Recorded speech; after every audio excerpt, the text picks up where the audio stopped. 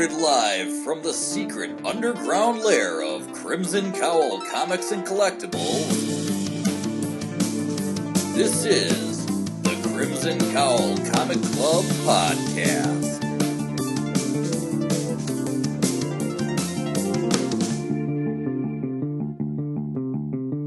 The following issues may contain spoilers.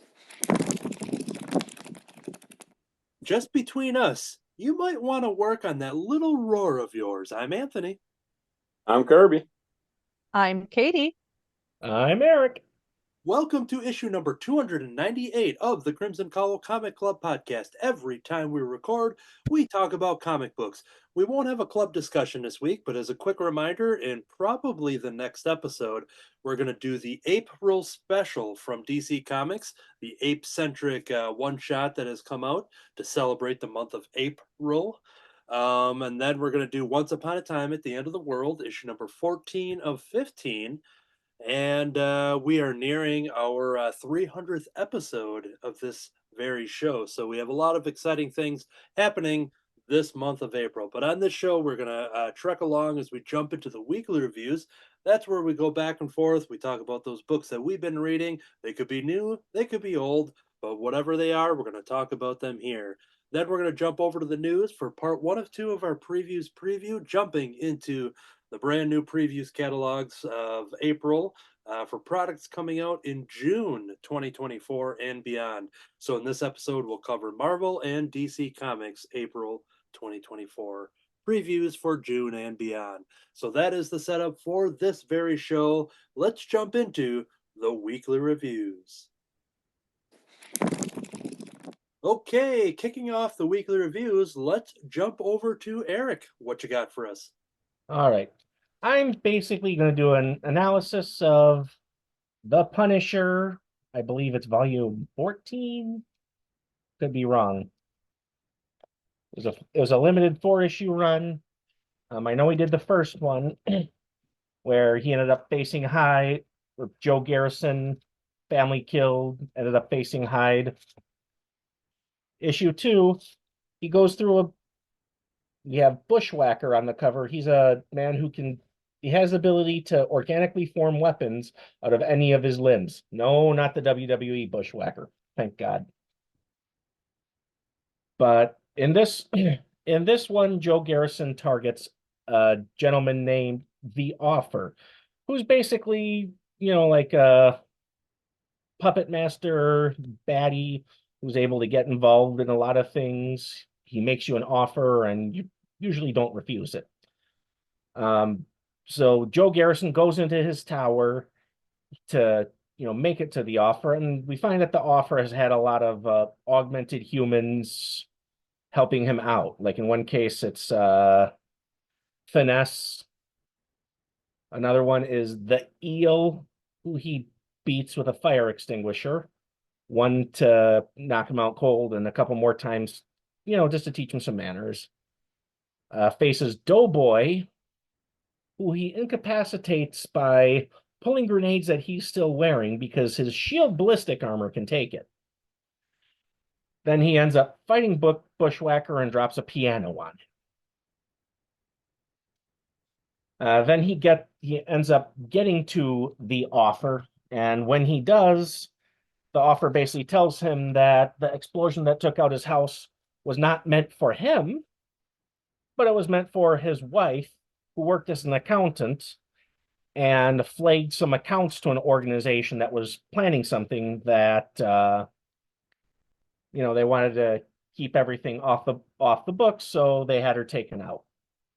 But they knew all this, and they thought they would do it to the wife of the Shield Gravedigger.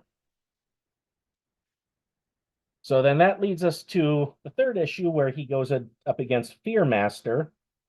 There are 2 officers who are on his tail. And you find out that, he ends up meeting up with the Fearmaster, gets exposed to her toxins.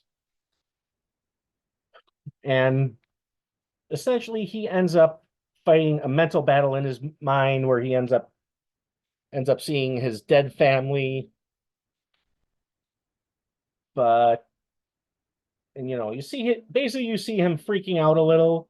He's haunted by these visions.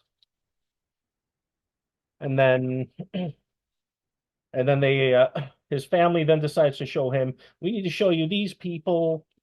These are all the people who have been killed by Fearmaster. You need to do your job and avenge them. Which he ends up going to do. So he does this, and the two cops on his trail, one ends up getting killed by the Fearmaster. The other one, he shows that the Fearmaster was on the payroll, and there's a major conspiracy coming up. So this cop actually decides to let him go.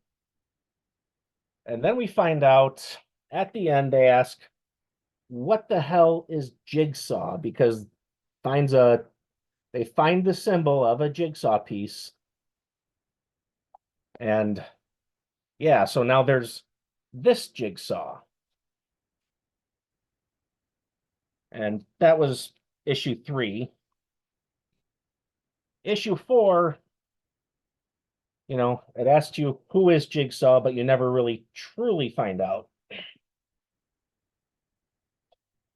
They find out that the event that was happening that was about to get flagged by Joe Garrison's wife was a meeting of Simcaria and Begalia, where they're trying to, do a peace process. And Jigsaw, which is actually this criminal organization who just popped up out of nowhere, ends up flooding that summit with Fearmaster's gas, causing everybody to attack each other. And one thing which made me really cringe is that Joe didn't want to hurt any of the emissaries, so he had stun chucks. Stun chucks, I like it. Good name. Stun chucks. And he uses those to incapacitate all the delegates, so that way, they can either let the toxin get out of their system or allow them to develop a resistance to it, which I guess happens. We find out AAA who was his basically his handler, his arms procurement specialist. She was kidnapped, but she's a SHIELD operative. She ended up getting out. We find out that Jigsaw, the organization, has eyes and ears everywhere, and he's actually the head of this operation shouts out a command which manages to completely shut down all of Joe Garrison's SHIELD armaments. And I think they tried to force this moment where he's told, where people say, keep calling me Punisher. He actually says, I tried to resist it, but I am trying to let's see, which one is, it gets reversed. Yeah, he says, I am the Punisher. Sorry, Joe, no, you're not. But he ends up killing the member of Jigsaw who was there, because he's not the Jigsaw, he's part of Jigsaw. They consider themselves all, we are Jigsaw. It's like, okay, sounds like they're trying to rip off Robert Kirkman there, but so he rides off, basically finding all sorts of information that another cop gives him. He decides that as long as people need to be avenged, the Punisher never dies. And I'm like, okay, fine. But yeah, so find out he was declared AAA hacked into the coroner's report, basically saying that Joe Garrison is now dead. So now he gets to exist as a phantom, I guess, till somebody gets his photo. And they basically say that this is the end or the beginning, and it's like, no. I really tried to like this run. I did, because I know other superheroes Or like, Ghost Rider. We got to have Johnny Blaze, Dan Ketch, Robbie Rees. They were all the rider, but they were their own rider. I just feel that this Punisher is a little overpowered. He has shield armaments where he's able to literally have a grenade blow up on his chest and he's fine. He's got all this weird technology. I'm not going to say that the character isn't badass. He is.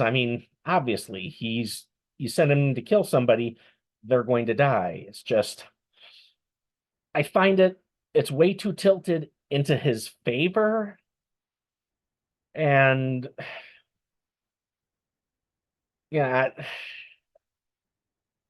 I just don't see him as the Punisher. Now, could they try to continue and change that? Maybe.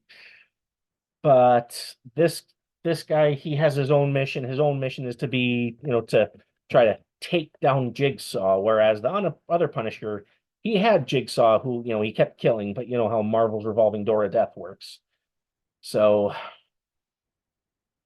yeah, this guy has his mission, and his mission is to take out Jigsaw. And once he does that, is he really going to just keep on punishing? I don't know. And from what I understand, this run had an even worse reception than the last one, which was incredibly polarizing to diehard fans and other fans. And I'm a diehard fan. I liked it, but this run is just, it's not frank. The stakes just seem a lot different. So I don't know. I think if they're going to actually do another run with this Punisher, they might need a different writer. Bring back Garth Ennis, because Garth Ennis could revitalize it somehow.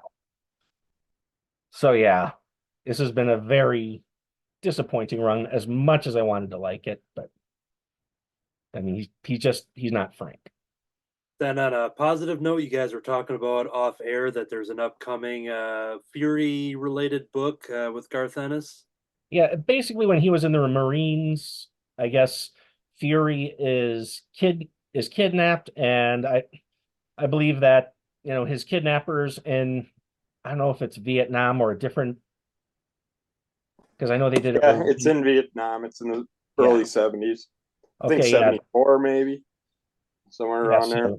They kidnap Fury, and they don't know all the information that Fury has, so they want to keep him from. So they send in Frank Castle, who's not even the Punisher yet, to go take out the people who got him and make sure that Fury comes back safe, because he's got a lot of info in his head.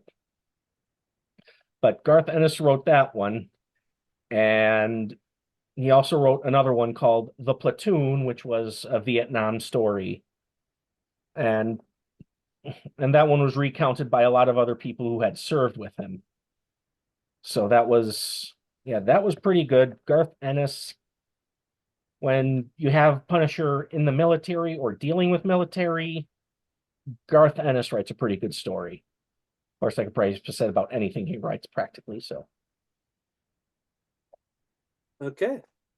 All right. Well, we'll most likely hear about that when that issue comes out. I know you guys were talking about that, so we'll continue to follow the adventures of Frank Castle one way or another.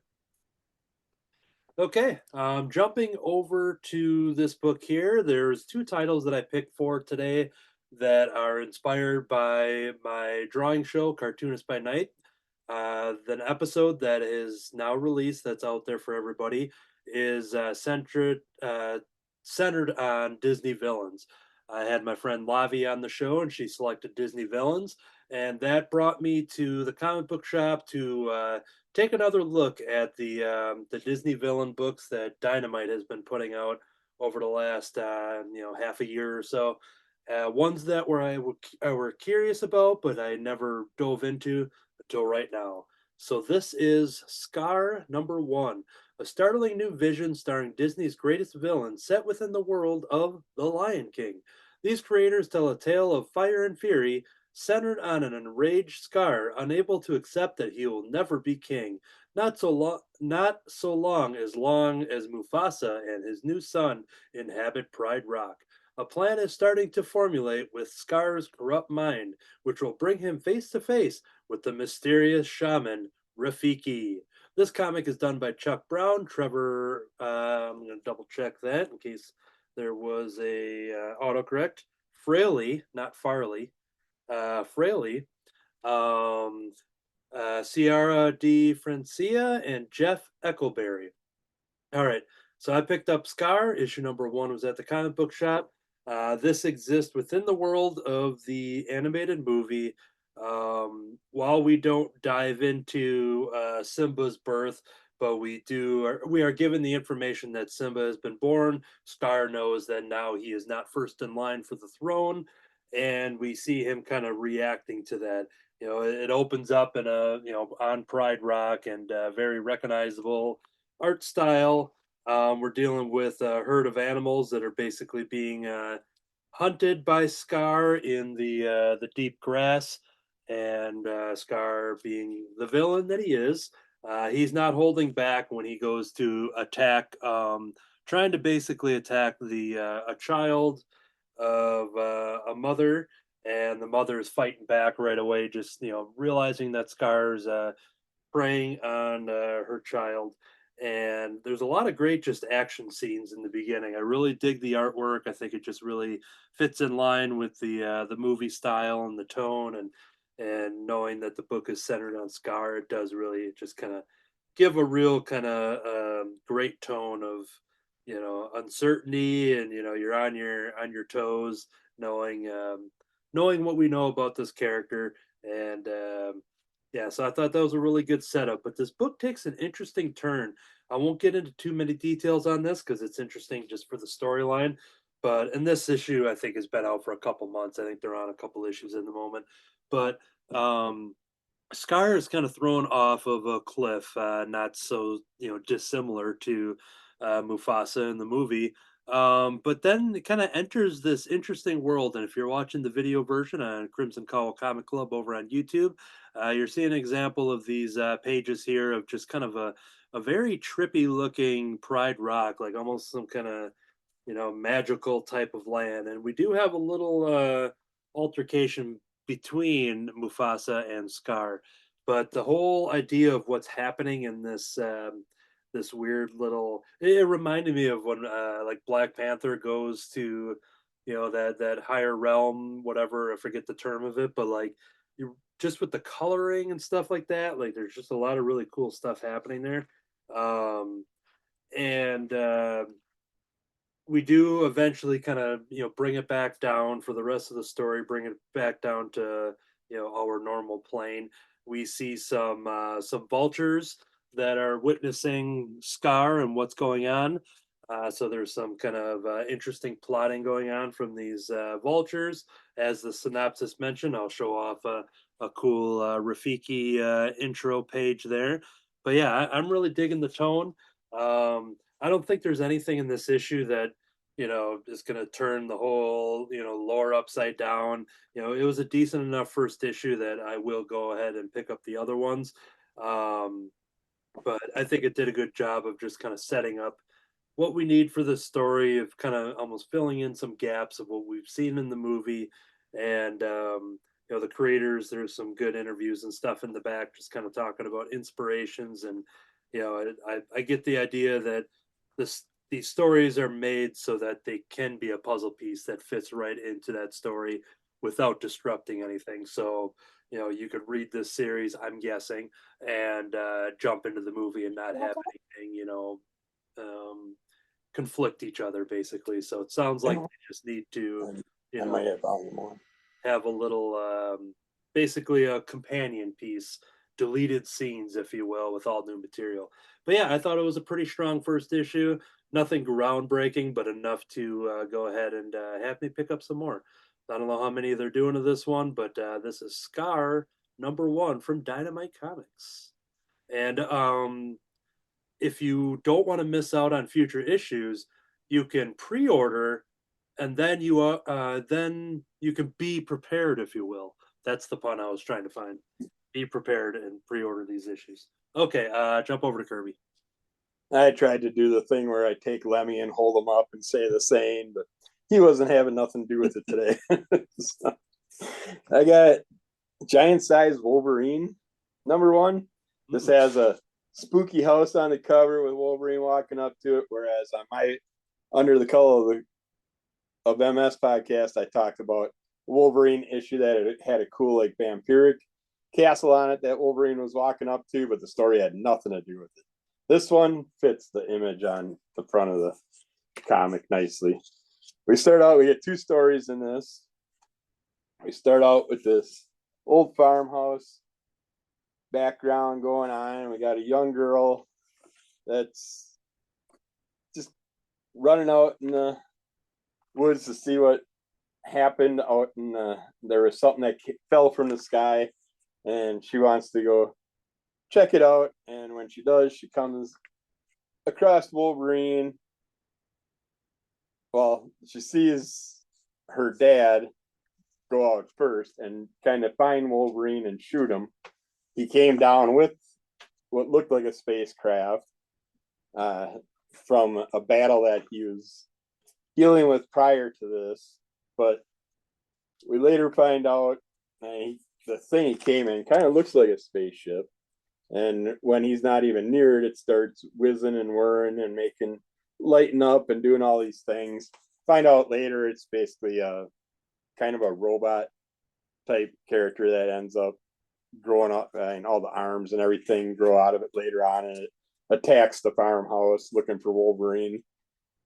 Apparently it's from the fight prior to this, which would have been like, I don't know, I know they talk about Wolverine #50 in here, so it might be right around that period. But we see in this farmhouse that there's this little girl's taken care of. Well, she drags Wolverine into the barn to try and take care of him because he's pretty much all melted up and blistered and tore up, I'm guessing, from falling from space, going through the atmosphere, burning up and stuff like that. I'm assuming you don't get to see that part of it. You just see that he's already on the ground. So I take that. I just take the assumption that that's what happened.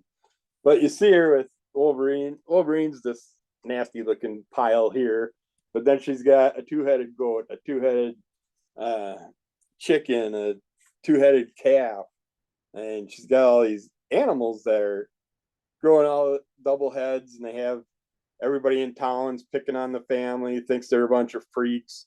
Apparently something must be going on with their property that's causing all these effects, because the little girl, she's the only one in the family that's really normal. Something happened where she had no effects from anything, but everything else that's born in their property, it is affected in some way, shape, or form. But then Wolverine notices like she's got a black eye, finds out that assumes that her dad's the one that did it. I'm not sure from the storyline yet whether it was her dad or her mother. Her mother's kind of a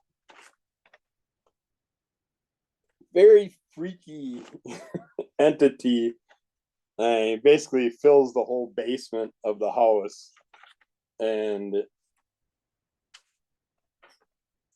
even with every time she gave birth and stuff, the children came out just in very weird flesh form, and had different body parts and stuff attached to them. So you get that inbred farmhouse style feel, but I don't know what's all going on with the family's past history. We focus more on the current things that are going on and how the townsfolk can't stand them and how they want to take out the whole family and stuff.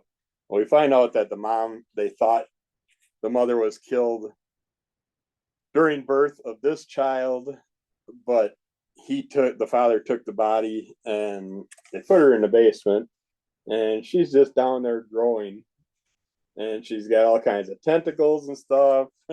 Eventually, when all these people come, all of a sudden you see these tentacles come out of all parts of the farmhouse and start attacking the people. It's just, it was a very creepy family, but Wolverine does what he can to help the girl out, and then you see some stuff happen, and the mother disappeared. There is like a manhole type thing where she kind of went down into like a sewer or something, probably. But we didn't get to see it happen. We just assumed that's what happened. So she'll probably pop up again in the future. And Wolverine kind of goes off with the girl and tries to help her and get her away from that atmosphere. But I'm sure she'll have some other things, abilities or something, since every other character had something happen to him. So there has to be something in her DNA that didn't allow her to get those effects. And then I think we might see something. There might be something that came out in the future that I haven't come across yet. But the second story takes us into the X-Men for the Sabretooth, and I got Rogue, Beast, and all kinds of characters that are in this. And I'm like, when I started reading this, I'm like, well, I felt like I read this already, but it wasn't the storyline I read. I read this story that comes a little bit later that has this Omega Red character in it, and I think that came from the Maverick comics run that I read, because Maverick's in here also. And Omega Red is working with the scientist, these other baddies that are using this machine to absorb the abilities from the mutants. It's basically that style machine that has those big metal cuffs that go around the arms and legs, and they hang them, and then they got all the wires running off them, and they're just sucking their life force. And they found a way to take Wolverine's healing ability and suck it out of them, and they were going to use it on their super soldiers. That was their plan. They also had Beast put up in a machine, Rogue, I can't think of her name, the gal in blue in the beginning that I showed you. Psylocke, maybe? Yeah, Psylocke. Okay. She starts out with bad guys, but she's got mind manipulation, but then she helps out later on and things. But we end up also jumping back and forth to another set of characters that are on another world that happens to be Planet Mojo, where you got this big fat Mojo character, which I've never seen before. This is the first time I got to see him. Mojo's great. Yeah, he's doing some pretty interesting manipulations. Like, I'm not a fan of the X-Men comics. I don't like having so many characters piled together that I got to keep track of. I like the more singleized versions of them. But yeah, in this storyline, I found some characters I definitely want to know more about, especially that Mojo character. But they keep jumping back and forth, and then eventually both timelines end up crossing in one way, shape, or form. But they're also dealing with the Hand, and they're jumping into getting in between. Well, the Hand is mostly in the Mojo world storyline, but they're also crossing over with the Wolverine and the other characters. Eventually, once Wolverine and them do what they can to get away from the facility, they end up back dealing with the Hand and stuff. But yeah, these were two very interesting stories. I really liked this story for an X-Men one. It was enjoyable enough, and you get Gambit and all those characters too, which I enjoyed.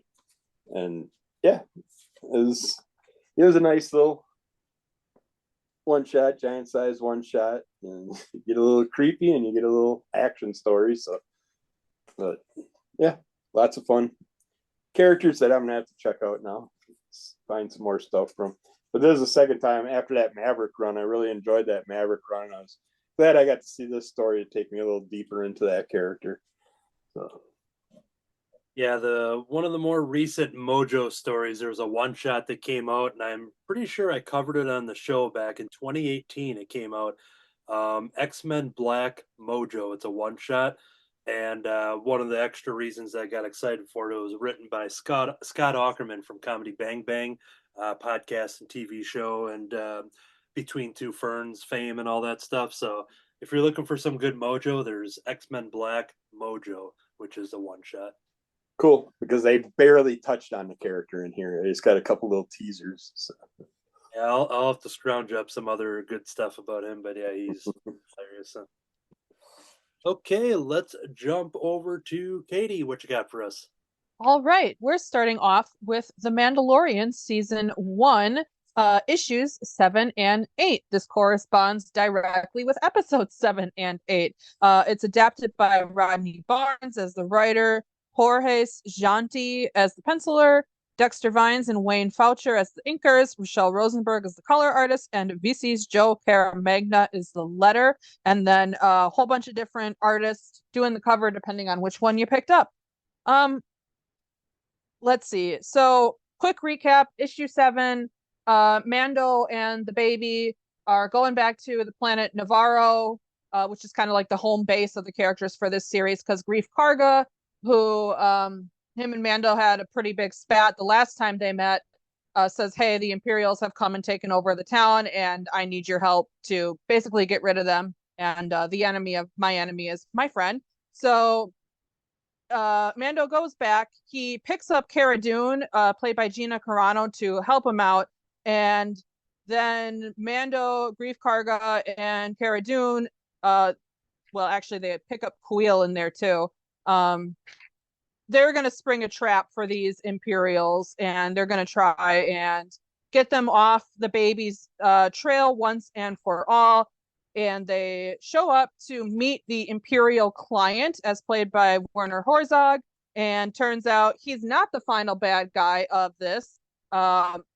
We are introduced to the bad guy of kind of season 2, Moff Gideon, played by Giancarlo Esposito. And then in episode 8 slash issue 8, we get a big shoot 'em up end of the season where Mando fights the bad guys and saves the town and flies off to try and find a Jedi to train the baby. So I guess pros and cons of these issues. So one pro, the covers are consistently outstanding. And if you enjoy digging through long boxes or have the funds to get them on eBay, there are some gorgeous variant covers throughout this whole series that I've really enjoyed looking for and seeing if I can find them out in the wild. Obviously, if you're a big Mandalorian fan, you'll enjoy this. I will say, unfortunately, it doesn't add any new content. So unlike the Scar comic, we're not getting, behind the scenes or, an extended edition. It's adapting the TV show scene for scene. That could be a pro or a con depending how you look at it. Some cons. Unfortunately, I found the art quality of issues 7 and 8 to be very inconsistent. There were some panels that were fantastic and certain characters that were drawn really, really detailed, and others, if I had been the editor, particularly of issue 7, I would have sent those panels back and said, you need to redo these.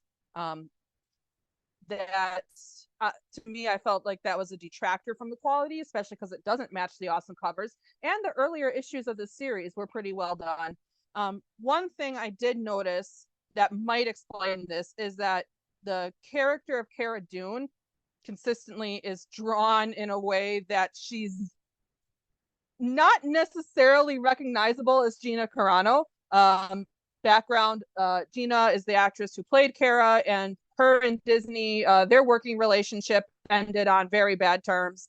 So I'm wondering if they're drawing her in a way that is kind of like, that's mostly Cara Dune, but we can't say 100% that's Gina Carano, so that, they don't cause any legal trouble or any more, problems than there's already between those two parties. At the moment, Gina and Elon Musk are suing Disney, so we'll see how that goes. But that was one thing that I could think of where I'm like, okay, maybe there was a reason for this. But there are a lot of panels throughout that are really, really good. So that was just odd to me. And I still really enjoy this story. I love it. It's probably my favorite thing from the new Star Wars that we've gotten from Disney is The Mandalorian. I think if you want to read this just to see how they adapt it, you should get the trade. The trade for season 1, there's 2 volumes. They're both available now, and they have season 2 forthcoming. I think if you're a casual, that's probably the best way to pick this up. It's a fun adaptation. It doesn't take away anything from the series. And I think Mando fans, this could be a great thing to dip your toes into the Star Wars universe while the show is on hiatus. And the creative team was the same between both books. So that is my review of The Mandalorian issues 7 and 8 from season 1. Yeah, I'm always curious with some adaptations because I know some of the other Star Mhm. Wars for the sequel trilogy, while it was mostly straight up adaptation, there were a couple nuggets of things that were new if I remember correctly, and so Agreed. I'm kind of curious what goes into that if it's just a time sake or they're just like, hey, let's Mhm. just pump out straight up adaptations. But I'm always Yeah, intrigued. for sure. Agreed. Good point. Okay, so we'll go back around and kicking it over to Eric again. What you got? Right. Well, there was a comic book that involving kitties, so of course I had to get it. Feral by Image Comics. Same creators who did Stray Dogs, which I know Anthony also liked. I liked it. And so yeah, this is a different story, whereas Stray Dogs is about dogs. Feral involves, kitties. So starts out where we see a bunch of cats in the back of a van caged. You hear a lot of background chatter between the animal control workers in the front talking about another one. Do we have room? But then an incredibly sickly fox comes out, ends up overturning the animal control van, and you know everything manages to get out because the cages break open, and we see that this is chapter 1, Indoor Cats, where it centers around two kitties, at least from the start, Elsie and Patch. Elsie looks to be like a Siamese cat, Patch, domestic long hair. So they're searching for their friend, Lord, I keep forgetting the name, Lord Fluffy Britches is his name, because these aren't feral cats, these are indoor cats that managed to get out. And as they're running around, you see they start encountering animals that are very sickly and hyper aggressive. First, they encounter a raccoon, but then they're saved from the raccoon by foxes. Problem is, the foxes seem to have the exact same thing that the raccoon did. We found out what happened to animal control workers because they're saved by the animal control worker as his corpse falls from a tree onto the foxes. So, it's kind of like, I want to say it's like a Looney Tunes level of antics with a little higher stakes. But, you know, comic comic ends, you get to see Lord Fluffy Britches. That is just too cute. But we see that Patch, she ended up getting scratched by one of the animals, and it looks like she might have it. And it finishes with the dictionary definition of rabies, and mentions at the end, once symptoms appear, the disease is nearly always fatal. So this is a good one. You see the cats, they're somewhat acting like cats running around, and then something comes and they get scared. Um, you see that they tend to act in their own self-interest generally, which if you're a cat person, and I know I am, right, Banzai? If you're a cat person, then you know that they always act in their self-interest.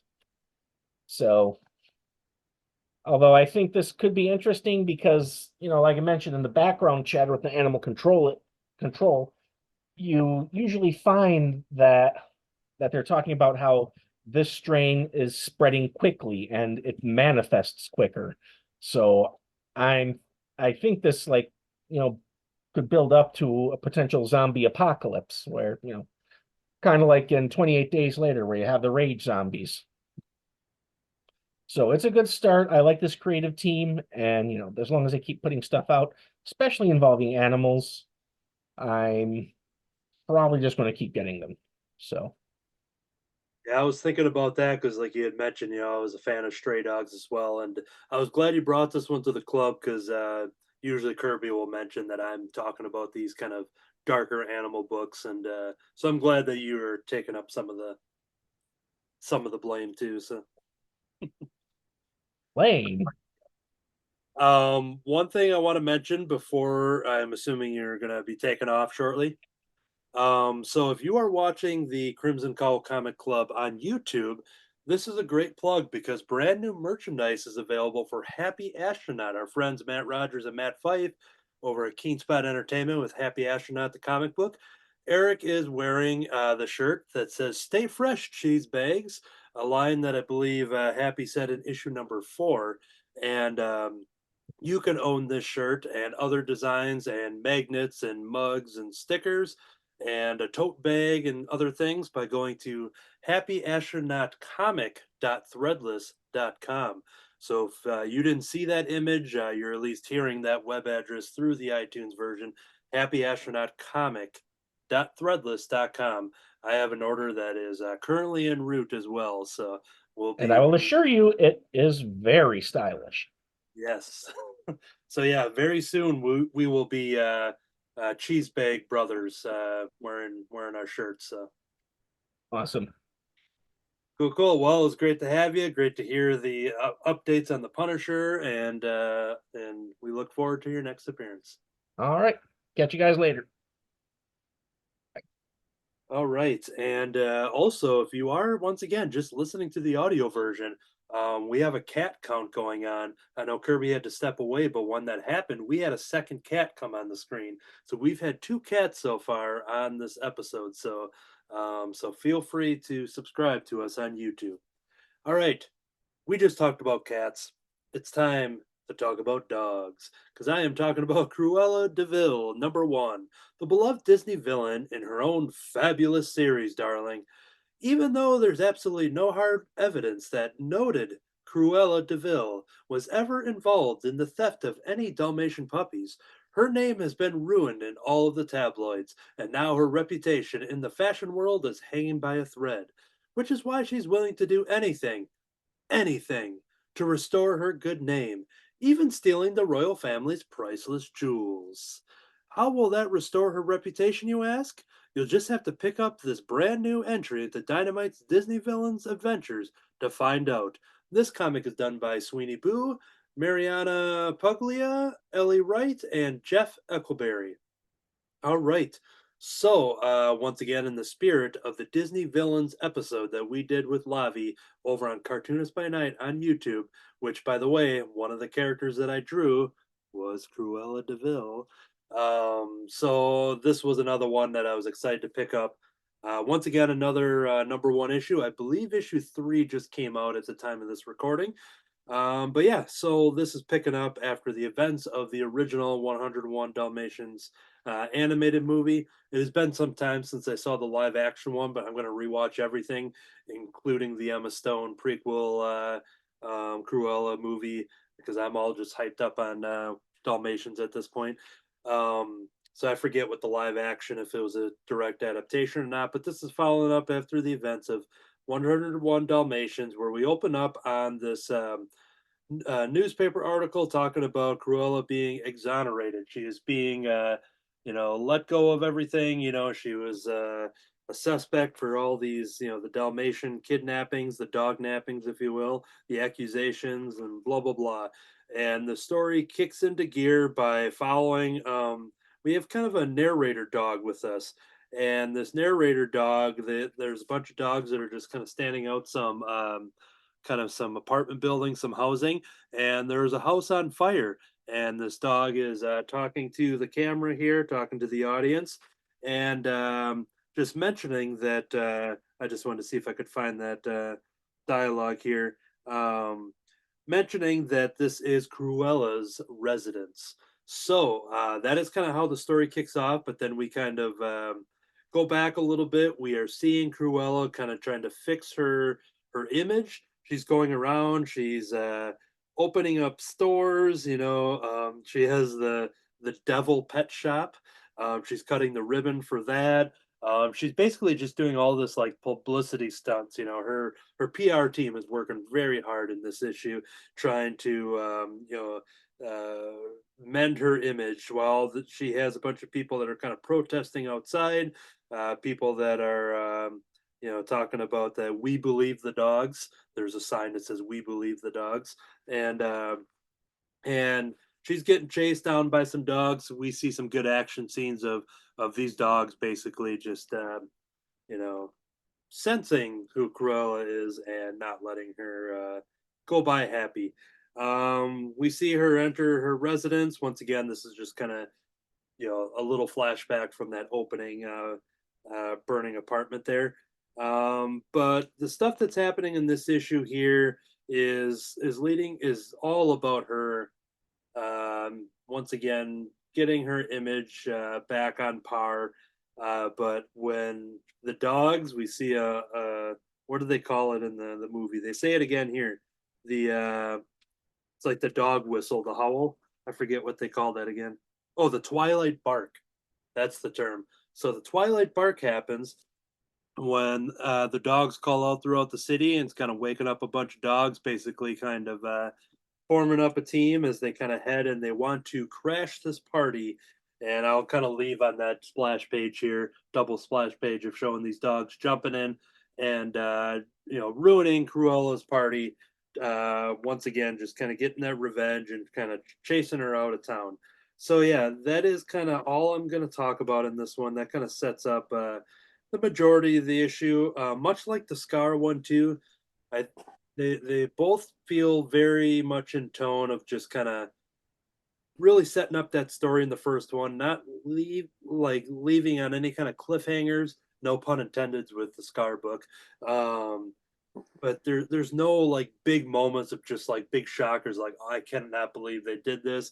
I gotta go pick up issue 2. They're kind of very calm entries, I think, into the series.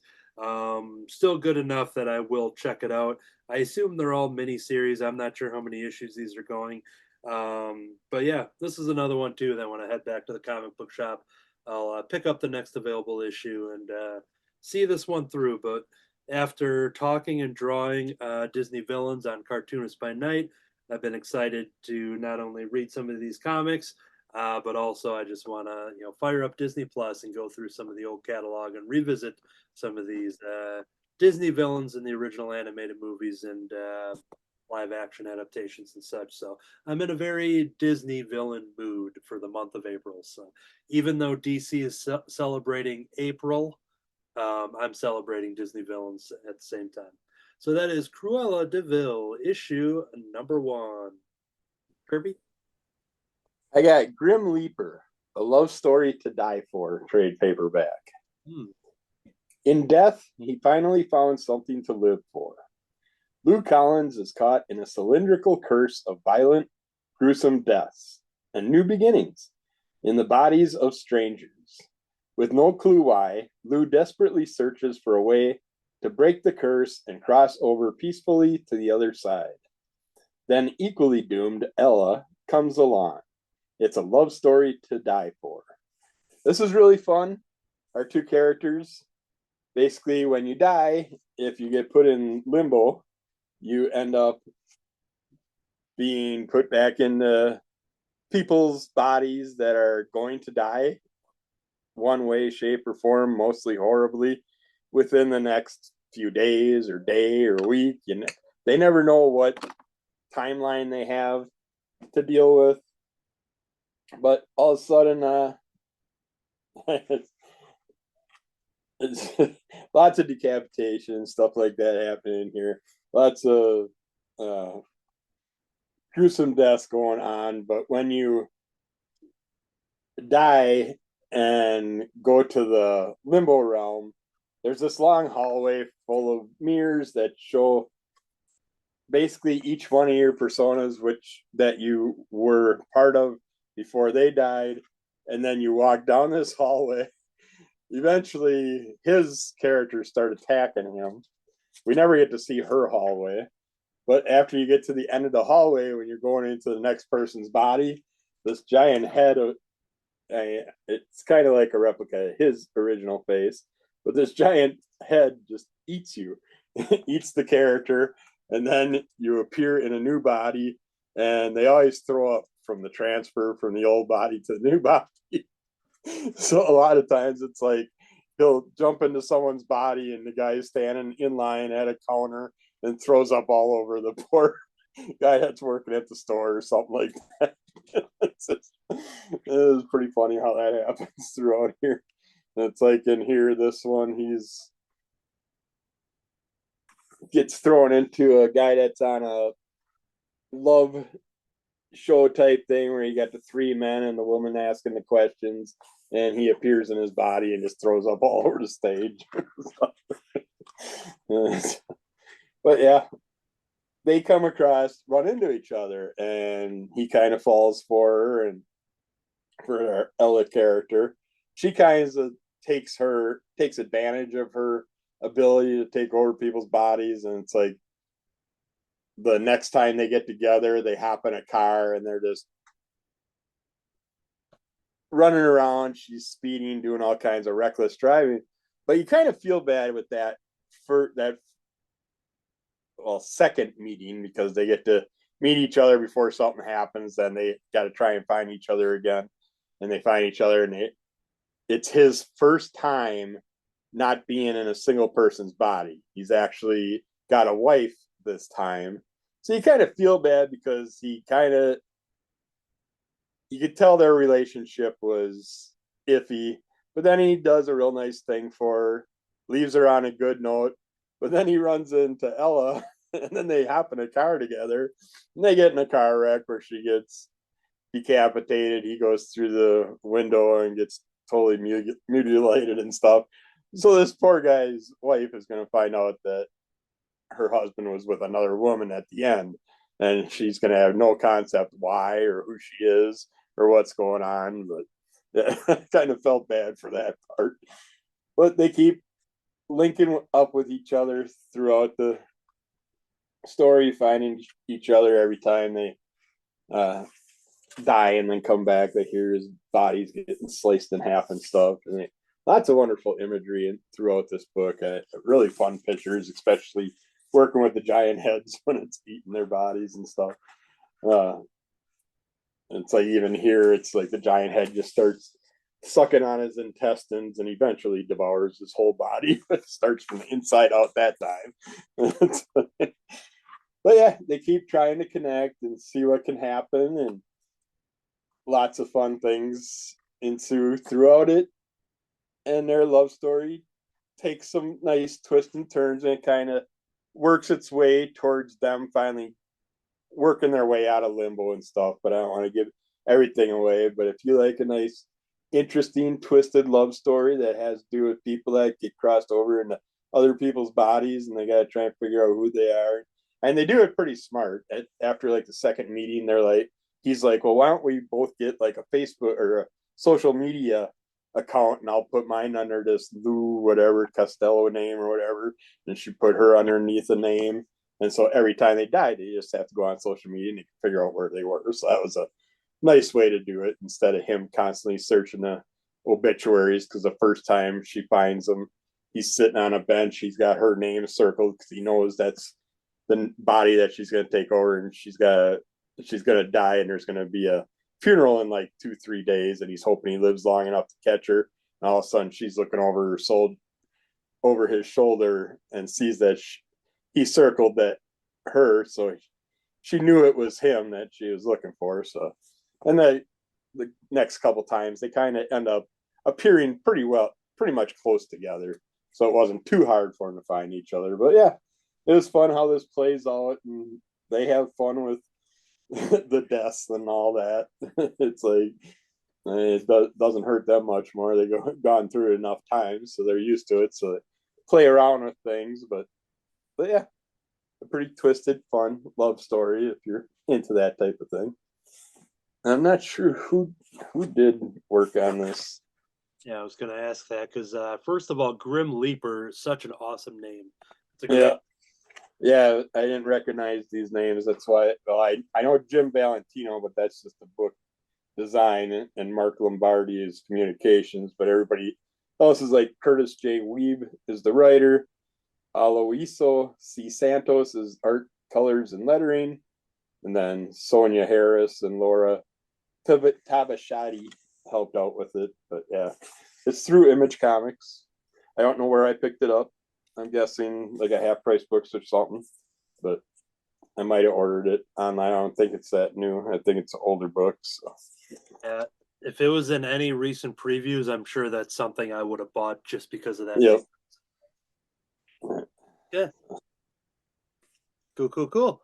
All right, let's finish up the weekly reviews with Katie. What you got? Okay, I have Komi Can't Communicate, volumes 21 and 22. It's by Tomohito Oda. The big action in both of these books is the kids go on a class trip to New York City. So that was super fun. I really liked it a lot. I was around their age when I did my trips to New York City, so I definitely had some good memories and identified with this quite a bit. So we see Komi trying to, get her passport settled and all the hoops you have to jump through to get the right paperwork and go to the correct office and pay all your fines and stuff to get your passport.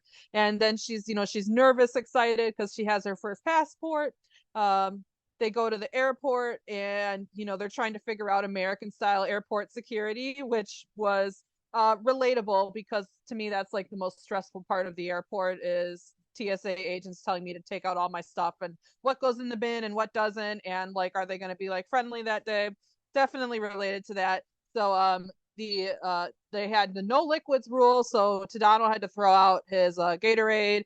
Tadano also had to throw out a reheatable dinner thing, which actually I think they will let you have, so maybe I don't know. And then Najimi tried to bring spicy cod roe, which was acceptable. Interesting. Anyway, they're all nervous, excited for their first flight. Of course, for Komi, with her social anxiety, this is a really big deal for her. She's never been on a trip like this big, never been on a flight at all before. And so we get to actually kind of see this flight through the perspective of the flight attendant who, she's got to take care of like, all these high schoolers in economy class. So they're going to definitely put her to work. But she's trying so hard to, put Komi at ease. And it sort of kind of works, and she's like, how am I going to break through to this kid? But at the end of their flight they all land safely, and Komi passes her a note that says, I was really worried about my flight, but you put me at ease. And then the flight attendant was really touched by that. Also Najimi, there's a little cartoon that says, why'd you bring spicy cod roe? And Najimi's just looking really confused, and I'm like, please don't bring spicy cod roe on a plane. I don't want to smell that for like 15 hours. Interestingly, I wanted to look up how much flights are because I'm like, Tokyo to New York is a long flight. And they start at like $1,400 for economy, and then they, just keep going up and up from there. So either this is a very rich high school or they were saving up for a long time. But they land in New York. They're going to go on a big bus tour of the city, and they're super excited to try out all things America. We get to see the Statue of Liberty, and the kids are really excited to go shopping. So they want to go to Shark Shack to get some big American hamburgers. And they want to go to Sephora to get some lavender face masks. I like all the knockoff brand names in here. They're really excited about that. Someone requested a Statue of Liberty lighter. It's not at hand, but I do have my little Statue of Liberty in Empire State Building still from my trip. Not a lighter, just a statue. So poor Komi, is sightseeing in a huge city in, a completely different language. And, I think she actually did pretty well. She was trying to find the Shark Shack, and Japanese and English are very different from each other in terms of like language structure. So she's trying her best to get by with hand gestures and writing things down, and it sort of works, it sort of doesn't. But I like it because it pushed her out of her shell. It gave her a chance to like have some independence and responsibility, and practice all the skills she's been learning. And like, I love New York, but it's overwhelming for anyone. So she does get a little teary-eyed and has some troubles, but Tadano comes along and helps her out, and I feel like empowers her to do it herself, because he's like, oh, I'll order for you at the Shark Shack. She says, no, I want to do it. So I felt like that was really good for her. We get some more sightseeing. There's a callback to, probably about 10 volumes ago. A friend of the family, of Komi's family, a little girl named Ray, had moved to America with her mom for her mom's job. So we get to visit with Ray and hear about how she's doing on her quest to make 100 friends. She has 60 new friends and Komi only has 40, but we get to meet up with them in Central Park and the girls have a nice day out together. What else? They go to a musical, they go to an art museum. We have some interesting character moments, some very touching character moments in both these volumes, with the kids at Central Park, and then again they don't name the cathedral, but it's a really nice cathedral in New York. The name's going to come to me because I feel like I should know which one it is, but they're admiring the architecture of the city, and they stop in this cathedral to admire the beautiful stained glass windows, and we get some good character development between the characters.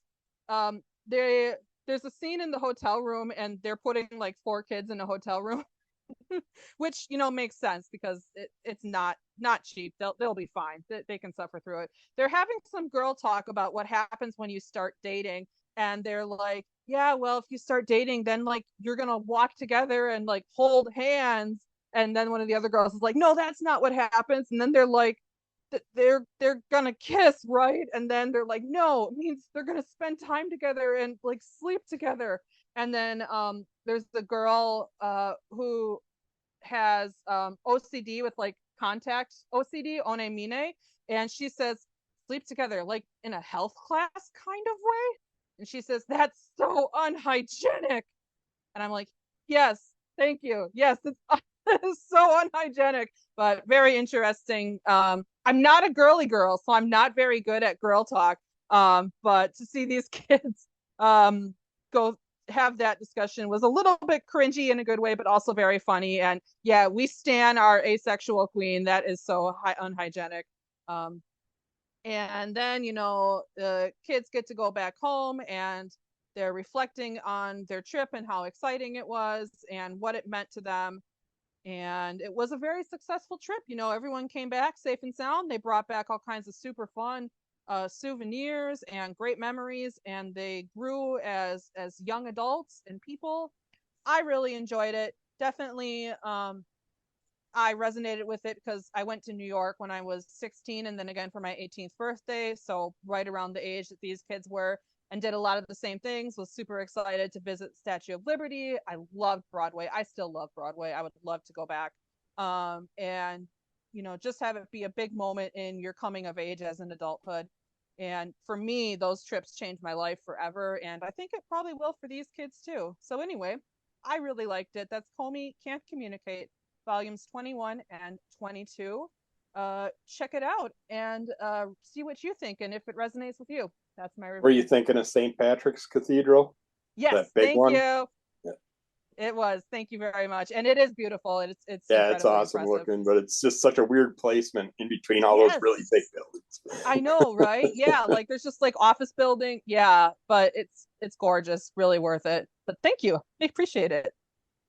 Yeah, and it was kind of interesting kind of talking about how you had taken the trips and like, were at the same age as the characters when they were taking their trips. And, it makes me, think back to, I went to New York once. Nice. I want to say it was probably like 10 or 11. And, Okay. and it wasn't the ideal thing because I was kind of left alone in New York. And then, I had to have my dad's credit card, and I used that to check into a fancy hotel. I was going, I wanted I was in a giant toy store with all Yeah. the toys I could ever imagine, but all I really wanted was just some turtle dove ornaments. I didn't want any of the other cool toys. I just wanted these turtle doves. And then I had these bandits chasing me all over town. I had to check into my aunt's, old apartment. Yeah. So And yeah, you ran into Donald Trump. It was crazy, man. Wild. And just the year before, you'd been left home alone, and these crooks broke into your house, and you had to fight them off. Man, I didn't think I told that crazy. story, but it appears you know that story very well. So yeah, I must have said that. So, all right. Well, anyways, that is going to do it for the weekly reviews, but we do have another segment. Let's jump over to the news. And now the news.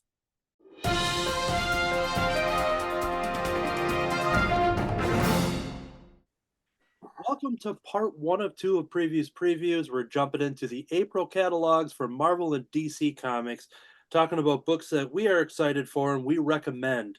Now, I don't want to just call some shots here, but this could be a potential one-shot club pick. This is Uncle Scrooge and the Infinity Dime, #1. For the first time ever, Marvel and Disney team up to bring you the story of the century. The century is spelled with the cent sign C at the beginning. Oh. It's the story you never expected. One of the greatest characters in the history of comics leaps into his most epic adventure yet, in the manner only Marvel can deliver. When Uncle Scrooge's fabled money bin gets stolen by a shocking culprit, the world's toughest duck must undertake a quest unlike any other, alongside a surprising array of allies, other versions of himself. An oversized special from Marvel mainstay writer Jason Aaron and cadre of celebrated Scrooge artists. Also representing the classic Christmas on Bear Mountain, the first appearance of Scrooge McDuck by the legendary Disney Comics creator Carl Barks. Well, I know my friend D. Brad over at Cartoonist by Night will probably pick this up because, he mentions Carl quite a bit. But yeah, this is interesting. They leave a tease there about a shocking culprit.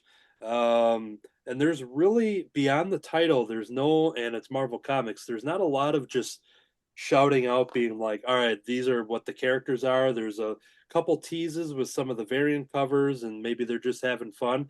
But I think they're really trying to keep this secret on if this is a full on Marvel crossover of some sorts. But if anything, it looks fun for a gimmick. But this is Uncle Scrooge and the Infinity Dime.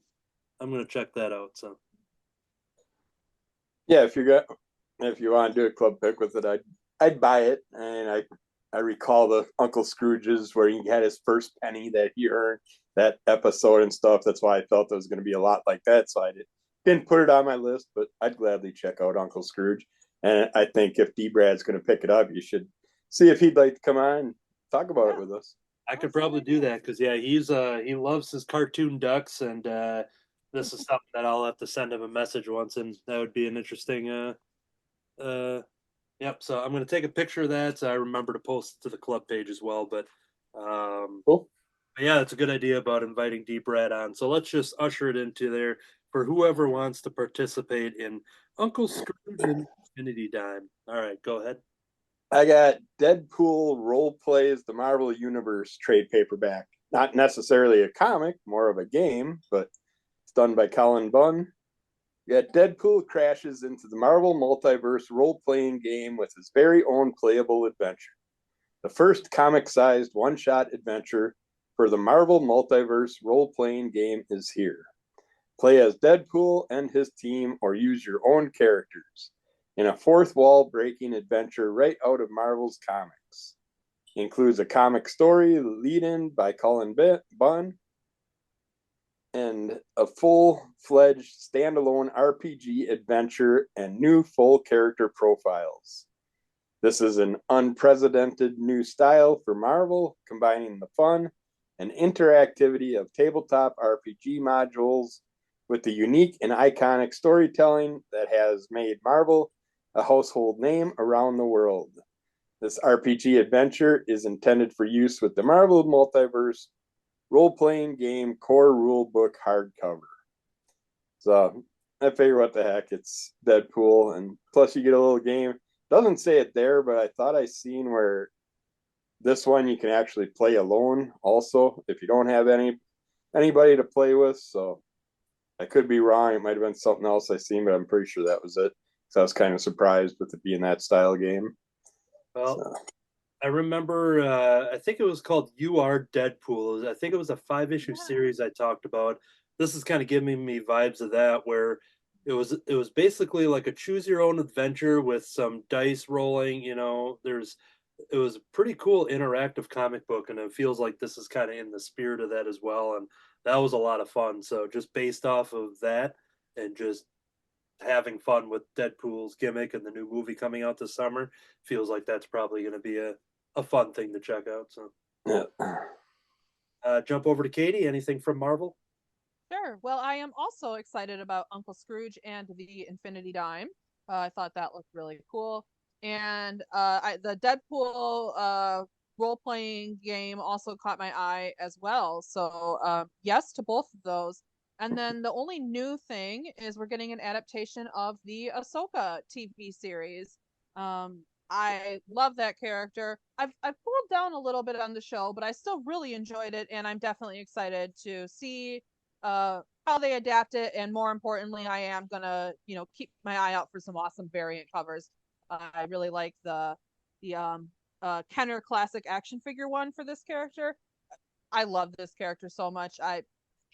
I want to support this character in comics because I think she'd do a great job with original stories. I've been a fan since I was 14 years old of this character. Like literally, she and I like came like the same age, like when we saw the Clone Wars movie that she was. So I'm not a bandwagon fan. I really do like it, and the show to me, I still think it was pretty good. It was mostly like Rebels season 5, so calling it Ahsoka might have been a misnomer, but um yeah, I'm excited for it, and I definitely want to give these comics a chance. So, the Ahsoka comics, number one. Cool. Um, this one here, I'm curious about. While I haven't been following the X-Men series, but we are ending the Krakoan age. The fall of X and all that stuff is happening, and they're just going to be they have a legacy number, X-Men 35, but legacy number 700. And I had been picking up the issues that Kamala shows up in, and she's not in this giant, promo image here. So I was looking around, and I may still just pick it up anyways, just because I am curious to see where the X-Men go in the future, even though I haven't followed too much beyond the House and Powers. There was a couple crossovers. I think it was the X of Swords or something that started where you needed all the other books, and I had jumped off there. But I've been following Kamala's journey as a mutant. But I am curious because I do not see her in this lineup. But X-Men 35, Legacy number 700, I'll give a shout out for that because this will be kind of leading over into whatever new era of the X-Men that comes this summer. Kirby? All right, I have nothing else from Marvel, from the catalog at least. I didn't get the catalog yet, so I don't know if I missed out on anything yet, but this is a Marvel related thing, but it's from Andrews McMeel Publishing. They got the Marvel Classics Blacklight 2025 poster calendar coming out, and I want to make a Blacklight area again since I'm coming across a lot of cool Blacklight pops lately. So I figured this calendar, Shelly loves having a calendar every year. I'll get it, and then when she's done with it, I can rip it apart. Yeah. Cool. And I forget, did he have anything else, Katie? No, I think that's it for new things. All right, I don't have too much left here. I've got one more tab. Oh, yes, so I'm debating on this one here, but it is the Marvel Masterworks edition of Man-Thing Volume 1 hardcover. Now, I'm pretty sure I've read all these comics, mostly probably through Marvel Unlimited when I was subscribed to them and getting excited for the Werewolf by Night show and everything. But this is the a Volume 1 hardcover. Creators of Steve Gerber and Jerry Conway, Roy Thomas, Len Wein, so a lot of great names that are attached to this. Neil Adams is listed in here, John Buscema, Howard Chaykin, Jim Starlin, Gil Kane. There's a lot of great names. This is the, let's see here, collecting Astonishing Tales from 1970, issues 12 and 13. Fear, number 11 through 19. Man Thing from 1974. Marvel 2-in-1s from 74. Savage Tales. Bunch of other things, but there is the variant edition. I do like just the green cover treatment that is shown here on our video version. Very small in there, but yeah, I got a feeling because I don't any Man Thing issues I have are just kind of random. I don't have as much as I do with Swamp Thing, so I think this will be a good time to jump on and get it in a nice 300-page collection there. So that's Volume 1 of the Marvel Masterworks edition of Man Thing. So yeah, that will do it for the Marvel catalog. We barely scratched the surface on there, so I always recommend checking out the previous catalogs from your local comic book shop as well as your preferred online retailers. Let's jump over to the DC side of things, kicking it off with Kirby. Anything from DC? I only have one. I got DC Pride, a celebration of Rachel Pollack. One shot. Yeah, Rachel Pollack, Joe Corello, Scott Eaton, Michael Allred, and Rye Hickman are all part of this one. In the 1990s, writer Rachel Pollack did the impossible. She raised the bar for surprise and strangeness in her beloved run following Grant Morrison's career-making Doom Patrol. This one-shot reprints the debut of the iconic Coagula, DC's first transgender superhero from Doom Patrol number 70, along with the long unavailable one-shot Vertigo Visions, The Geek, with superstar artist Michael Allred. And in a final original short story, Rachel's most beloved creation, Kate Godwin, aka Coagula, returns to the spotlight in Tale of Triumph over Death Itself, written by Joe Corello, Rachel's longtime friend and collaborator, and drawn by Rye Hickman. And the main reason I'm getting this is because Michael Allred's The Geek. I've only got that little teaser of that character and always wanted tons more. So this is a nice way to get it. But I do like the Coagula character too, so that's an extra bonus having all this together. But yeah, it should be fun. Yeah, there's a lot of DC Pride related stuff there, and then I didn't get the catalog, the physical one, so I was kind of looking online. But yeah, that one's definitely going to be on my list too. Yeah, I think they got at least 3 different ones out there. Katie, anything from DC? Sure. So I have Batman and Robin and Howard Summer Breakdown. This looks like a all ages comic and looks super cute. And it's written by the creator of the Darth Vader and Son line of books. He has a pretty distinctive cartoon style, and I like it quite a bit. This book is about summer is in session and all the neighborhood patrols, soccer games, and snacks the boys can handle. But things take an unexpected turn when a new group of heroes, known as the Hero Club, approach Damien and Howard with an unusual offer, an invitation to help unmask the corporation planning to build a recycling factory in their favorite park. In the cover, we have 1960s Batman protecting Robin and Howard while some ninjas are dropping in doing martial arts moves, and that just looks super fun and cute and really exciting to me. And I do like that creator's art style in some of the other projects that they've done. So, your turn. Cool. Sticking on with the DC Pride. DC Pride, so they have the standard issue, they have that tribute issue you mentioned, and then there's also the DC Pride Uncovered number 1. And that is what they've done before, where they collect covers from series and stuff. So it's all just visual goodness. And this is DC Pride Uncovered. So I know these are all previously released ones because I know the Jen Bartel one is one that I own, I'm assuming from last year's edition. But this is going to collect, I don't know how many years worth of covers, or maybe just last year, but it says DC's most iconic artists put the party in pride with their fabulous array of variant covers, spotlighting the LGBTQIA plus characters across the DCU year after year. And this art book collects a robust selection of fan favorites, one place for the very first time. So I think it's always worth it for the cover price just to get an awesome gallery of just beautiful art. No story in there, just art. So DC Pride Uncovered, DC Pride Tribute, DC Pride 2024. A lot of good stuff queued up there. And then was that everything for everybody else? I had one more. Okay, Katie. Yep, real quick. It looks like they are relaunching the Elseworlds line, which I've been intrigued by. Partially because I just don't follow these characters day to day, but I really like the ideas of some of these stories they're going to put out. We have Batman, Gotham by Gaslight, the Kryptonian Age, and then later on in the year, we are going to get Dark Knights of Steel, DC versus Vampires, Batman the Barbarian, Green Lantern Dark, and Batman Nightfire. So I'm excited to check out a few of those and see how they are. And yeah, DC's Elseworlds coming in June 2024. And that's it for me. All right, and that's it for me as well. So that is going to do it for the catalog. Once again, ask about these catalogs from your local comic book shop, your preferred online retailers, because there's a lot of stuff in there.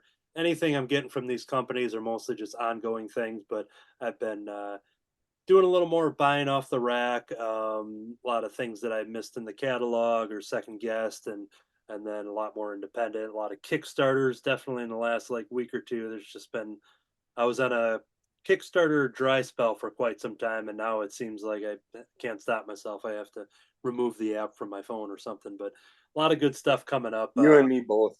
Yeah. Yeah, I've been dropping some of the links into our club group too. Just I blame Franco. He started it. yeah, I think it was the first one in a while, and then now it's just a lot of cool stuff. And I talked about Nuke Rooster on the club a while back from Jevin Loop. So he has Nuke Rooster issue number 3 that is coming out.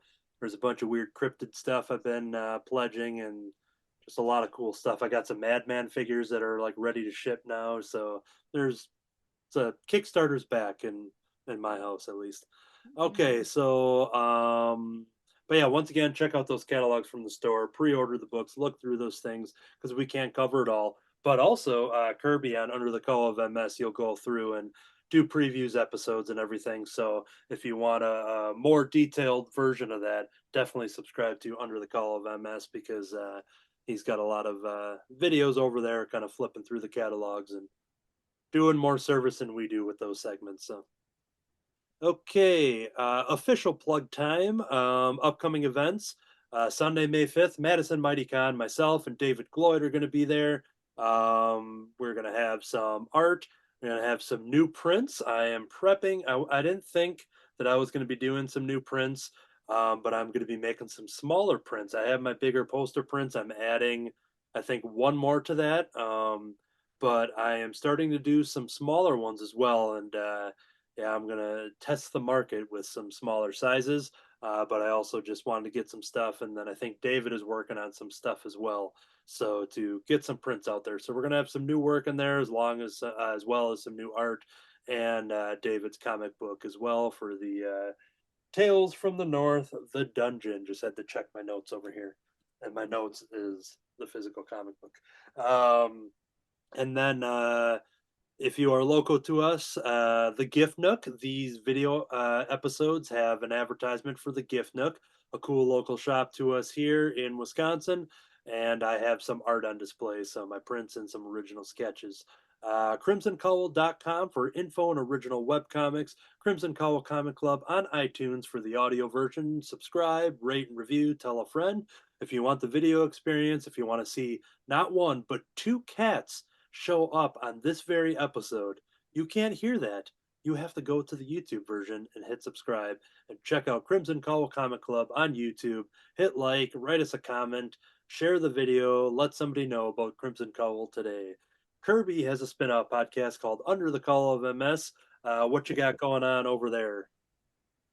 Lots of reviews and previews, and like he mentioned, I am doing previews, separating them, Marvel, DC, and then the big book and IDW whenever they have it, or if anybody else has the catalog. And I focus on like the first issues of stuff coming out or anything that pops up in my head that I've enjoyed in the past or whatever. But yeah, lots of those. And then I started, when you get this, there'll probably be 2 or 3. The first one's out already of me reading comics. I started out with a little Archie book. started. Got that broken into 2 episodes. So check those out, and hopefully lots more fun stuff to come. Cool. I have some art accounts, Anthony Laatsch, Laatsch, over on Instagram and Facebook. I am currently posting, and by the time this video comes out, you'll see all of them. But the Addams Family, I've been posting some Addams Family sketches, which were requested by Shelley, and then she came along and purchased all of them. So she wasn't obligated to do so, but she did, and that made my convention back at Lucky Dogs there. So I've been posting those original sketch cards, doing my little take on the Addams Family. And so, yeah, I do a bunch of different art on there. I also host Cartoonist by Night, a drawing show with Troy Dungera, Matt Fife, Matt Rogers, frequent guest D. Brad Gibson. And then we have one of the most recent episodes is Scoop McMahon for covering Batman the Animated Series, but a brand new episode, which will be a week old when you hear this Crimson episode, is Disney Villains with my friend Lavi. Lavi, we talked about her. She was one of the contributors in Brian Lynch's Hot Wing of Justice Project Pumpkin. I always reverse the names when I say that. Project Pumpkin was a cool pinup book. Then Lavi was a name that I did not recognize. And once I did, followed her online, met her at Oh Yeah Comics in beautiful downtown Skokie, started up a friendship. We're hanging out, we're talking, and then she was excited to accept the invite. Here's a little preview art of her pumpkin page in that pumpkin pinup book. For the video version, I did put up the QR code if anybody wanted to reach out to Brian and see what copies are left of that stuff there. But Lavi comes out to join us to hang out, talk about Disney villains, draw Disney villains. It's a very fun episode, brand new. It's available. Cartoonist by Night over on YouTube. We already have our next guest lined up, but I'll wait until it's actually recorded to mention it in case anything falls through. But we are nearing a 1-year anniversary of Cartoonist by Night as well. So there's a lot of fun stuff happening at this time of the year.